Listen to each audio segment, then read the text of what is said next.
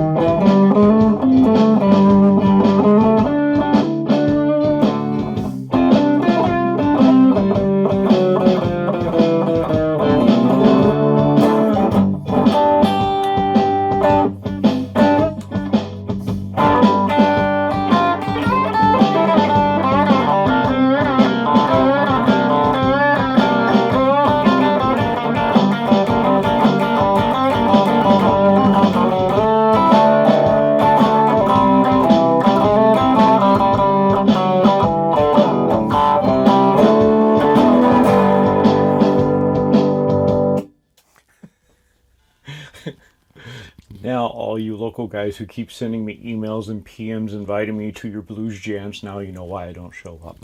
But anyway, but there it is. So this is the concept that we came up with. The pickguard was all the customer's design, so that was pretty cool. Andrew, you did, I think, a splendid job, and as we talked about, I'm going to borrow some of your design for some of my stuff coming up, and it was really cool. It's really fun. I could tell you, again, it really doesn't take that much time to switch it over. There's a little stress in the issue because, of course, I don't want to scratch anything. So that's it. I mean, as you're taking screws off, you might want to make sure you don't scratch anything.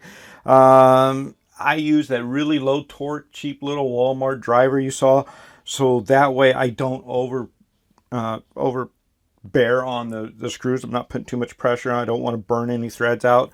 Same thing with this. I don't know if you folks noticed, but we've got the all thread type tap going on with the studs for the neck, so I'm not going into wood each time. I'm going actually into threaded inserts. I think that helps, but that also means you got to be careful not to cross thread every time you go in and out. So you guys got to see a nice edited version of everything, which is great, because what that means is I took my time to do it. Again, this isn't something you're going to do in between sets at the club. This is something you're going to do preparing for the next gig. If you decide that the next gig you want double humbuckers or you want the telly style, that's the type of thing that you would be doing on this, so that it relieves that stress, and you could take your time and make sure you don't cross there, and you put the screws in correctly, use the right size bit for the driver, etc. But it was a lot of fun. Really cool way of doing things, different proof of concept to see if it can be done, and it can be done. So that's cool. Speaking of scratches, see? Oh, a little extra plastic sticking out of the pickguard. I thought it was a scratch. Whew.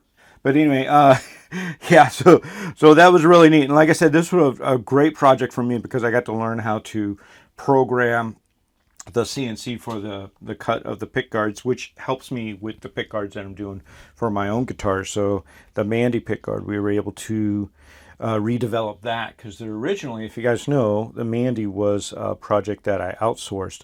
It's all being made in-house now. Unfortunately, means the price went up a little bit, but also so did the quality. So these Mandys are going to be really nice machines now, and but that's not what this video is about. Come check out the next one, you'll see what I mean. But there you have it. So it's ready to go, ready to ship, ready for your approval, Andrew, and I hope you do, because I know you've waited long enough, but nonetheless, I wanted to make sure that we got everything right, and yeah. Thanks again, folks, for tuning in to Dude Craft Guitars.